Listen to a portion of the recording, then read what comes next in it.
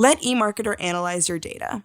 Our custom reports marry original survey data with your company's proprietary data and perspective to create branded analytical reports for your marketing campaigns.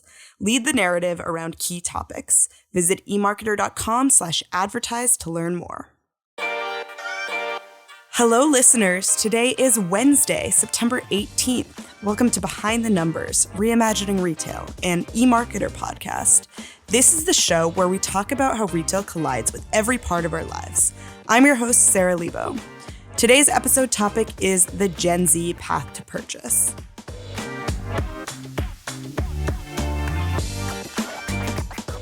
Let's meet today's guests. Joining me for today's episode, we have senior analyst Blake Droesch. Hey, Blake. Hey, Sarah. Good to be here. Good to have you.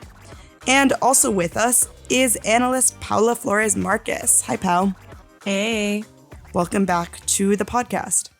Okay, let's start off with the beginning of the path to purchase, which is awareness. The physical store is the number one channel where U.S. shoppers of all ages learn about new products. That's according to our Path to Purchase report, which you wrote, Blake.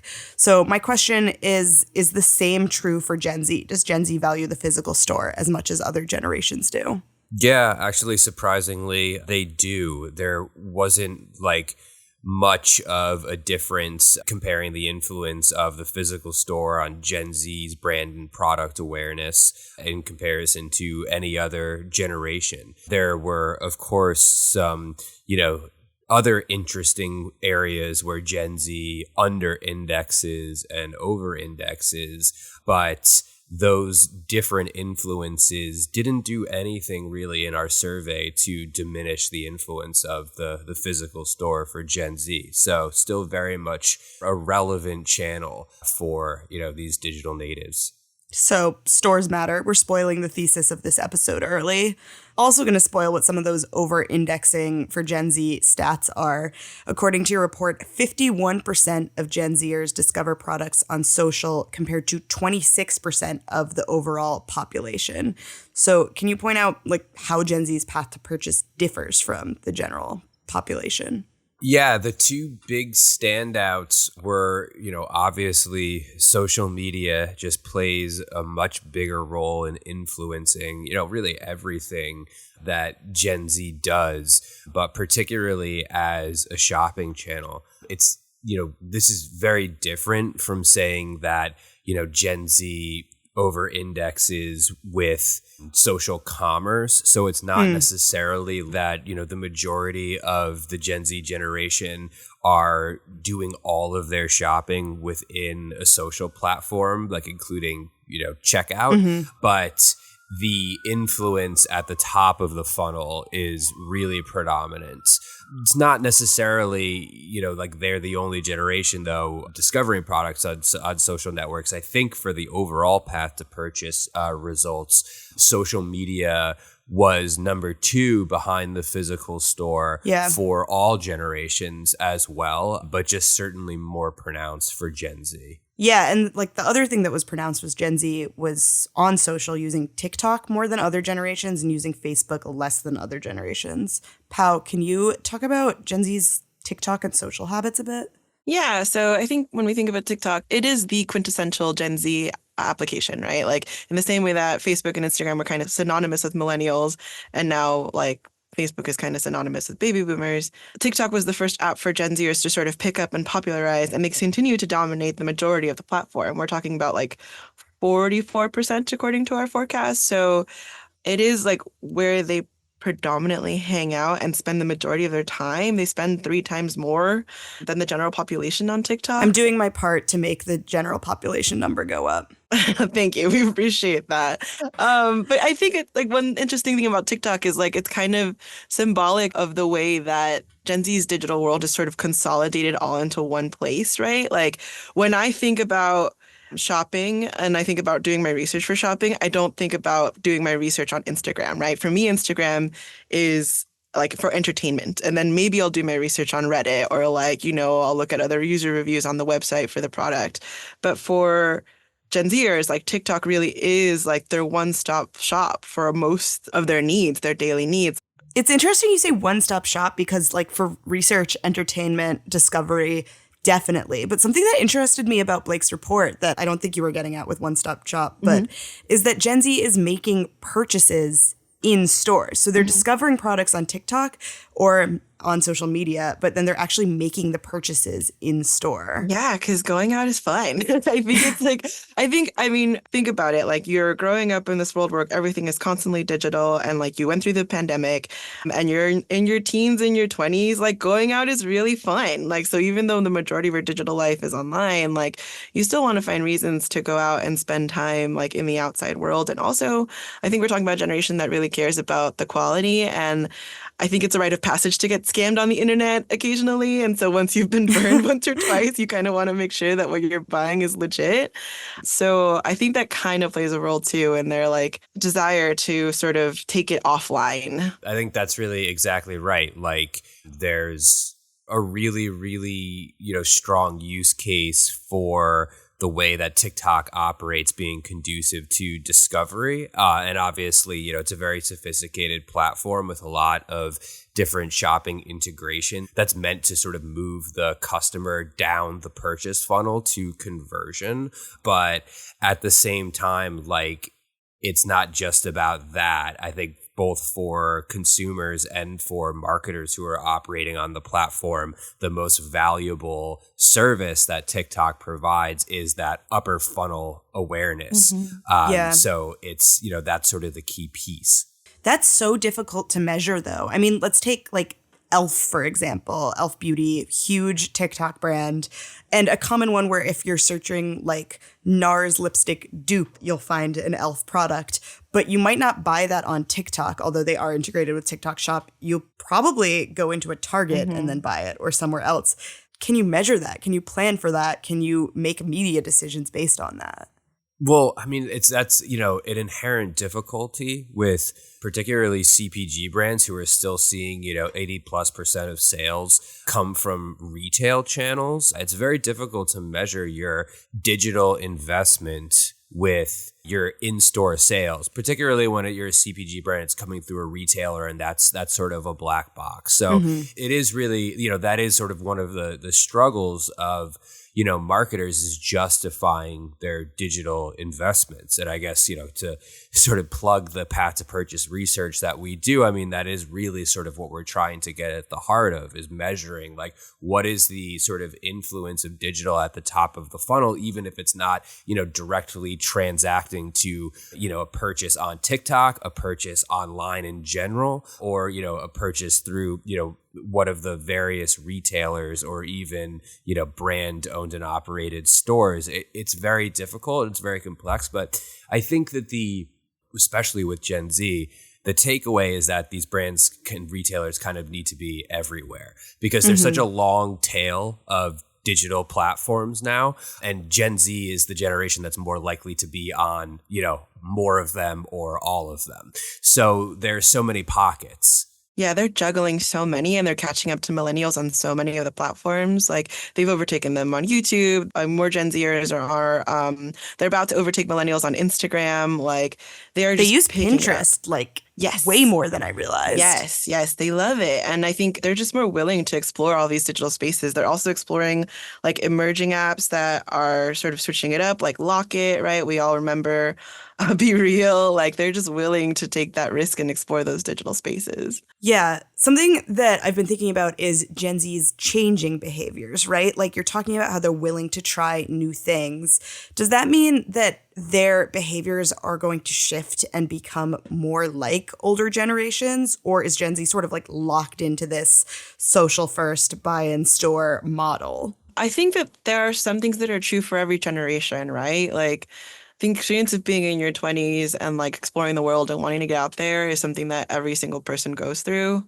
The environment changes dramatically as we've experienced in the last like 30 years. But I do think that with millennials in particular, what we're seeing, I think millennials are a good sort of prototype for like the digital generation, even though they're not fully digital, is that they tend to stick to the habits that they became accustomed to in their 20s, but they do slow down on them, right? Like they're not posting as often. They don't feel the pressure to sort of like be as active online. but they're like staying pretty loyal to the stuff that they learned. They're pretty much stagnant. They're not, I mean, it's also that those platforms are saturated, but they're still fairly active in consumption when it comes to like Instagram and Facebook and Reddit. So I think that we can expect some of those behaviors to stabilize.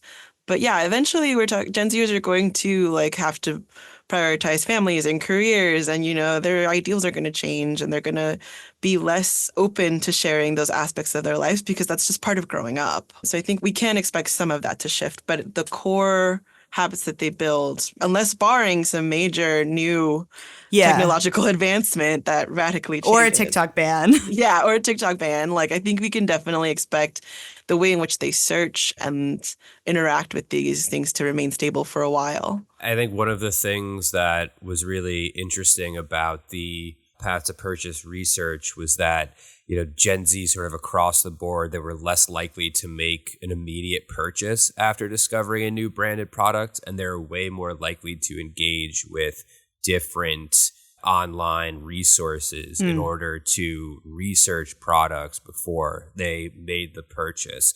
So I think, to Pao's point, that really sort of speaks to their life stage, obviously, to one degree, less spending power, looking for value. But on the other side, I think there's like an element of their behavior that's not going to change over time because they're digitally natives and they have an awareness and find value in a lot of the different research tools that, the online world has to offer. So I could definitely see, even as spending power increases for the generation, that the consideration and research being more fundamental to the path to purchase could actually remain consistent. And that would be a big difference from older generations. Okay, so we've covered that Gen Z, like older generations, does do most of their shopping in stores. We've covered that, unlike older generations, they are more focused on social media and particularly TikTok. What else is important to know about Gen Z's path to purchase? Yeah, I think another really interesting takeaway is something that it's probably maybe not fairly obvious, but there's probably an inclination that Gen Z is more likely to use their phones beyond their phones when they're shopping in store. And we found that, there's a big over-index there compared to how other generations, what were the resources within the stores that help them sort of aid their shopping discovery. So we asked about everything from, speaking to the store associates, marketing activations on end caps, things like that. When it came to sort of the traditional marketing and the interaction with the store employees, Gen Z under-indexed. When it came to using your cell phone, your smartphone when you're in the store, Gen Z over-indexed. And I think that there are two sides to that, right? I mean, retailers have apps that can help you find products. You can scan barcodes, really, use it as a tool that, someone of an older generation might, rely on a store clerk for. But the other side of it, which I think is probably the bigger piece, is this sort of expanded consideration set that, Gen Z shoppers are more likely to be in the store, looking up ratings and reviews, getting more detailed product descriptions, seeing if they can get a better deal on the product by going on Amazon or another e-commerce channel. I mean, that's something that we've seen is really, a big part of Gen Z's in-store shopping behavior. I was in the store with a Gen Z friend the other day. We were at Costco. And she pointed out that the little asterisk on the price tag meant that it was going to be moved out soon. And so she was like, wait another 2 weeks and the price will drop. So we'll come back then. And she was so savvy about it. And I'd never heard of that. Yeah. I mean, so there are some stores that like definitely get the like use our app in store thing right. Target is the clear-cut example of this, I think. People tend to use the Target app in store. Blake, you've talked about this app before. There are a lot of deals on it. You can like make payments through it and get discounts, and that's really good for Target because they get that information, loyalty information that can translate into retail media dollars for Target also. But that is like a little bit unique to Target, maybe Walmart, like that people use the apps in store to navigate. I think for other brands and for those retailers as well, what's important is, once again, social media. It's making sure that people are talking about your brand on TikTok, on Reddit, on Pinterest, so that when people in stores look up the brand, they immediately see a review that says, oh, I loved this brand of socks. That's a crazy example, but socks are important. I love this brand of socks and they're worth buying. Yeah, exactly. I think, when you say that someone's going to pull out their phone and look up something that they've discovered in store, like everyone does that, but they're, entering that brand name into a different search bar depending on who they are, right? So if you really want to cover all of your bases, like you want to make sure that you have, a strong presence across all of these platforms, which, of course, includes the apps of the retailers in the stores where, you're selling your products. So, Target, Walmart, etc. But yeah, it's also TikTok. It's also Reddit. I mean, it's obviously Google still very important. Yeah. But you want to make sure that in that window, which is fairly short when people are shopping, right? They're not putting their feet up and, spending a few hours doing research. They're probably doing a quick search on, whatever their platform of choice is. And if you want to sort of drive that sale, whether you're, a retailer who wants to offer a more competitive price or a brand that wants to offer a detailed description or positive reviews or just give the customer that sort of warm and fuzzy feeling that's going to make them, make the purchase, you've got to be, where the eyeballs are. Well put. Any final thoughts? I think that one of the most surprising things for me in doing some of this research and reading Blake's report was the realization that like Gen Z is a very idealistic generation, but when it comes down to it, it's a price point. Yeah. And I think it's kind of sobering because, the reality of life gets us all. Yeah. But I think they still like there's always going to be like a subsection that's very hardcore about their ideals and then another subsection that's like negotiable. So, Yeah. Interesting to keep in mind. I think that's definitely correct and definitely a thing. I feel like I'm hearing a lot of themes that we hear on this podcast, like across different generations, but especially with Gen Z, which is that price matters and also that like there is a complicated web of data coming from social, coming from retailer websites, coming from Google, coming from in-store, and you have to find a way to weave all of that. You can't just look at any one KPI in a vacuum. Mm-hmm. Okay, one final plug for both of Blake's reports. His Path to Purchase report and Gen Z Path to Purchase report are both available for subscribers on our website at emarketer.com. Thank you both for being here. Thank you, Blake. Thanks, Sarah. Always a pleasure. Yeah, thank you so much. Oh, sorry. Yeah, Pao, you didn't give me a chance to say so thank sorry. you. I was just so excited. Thank you for being here. Thanks, Sarah. Thank you to our listeners and to Victoria, who edits the podcast and is very savvy. We'll be back next Wednesday with another episode of Reimagining Retail and eMarketer podcast. And tomorrow, join Marcus for another episode of the Behind the Numbers Daily.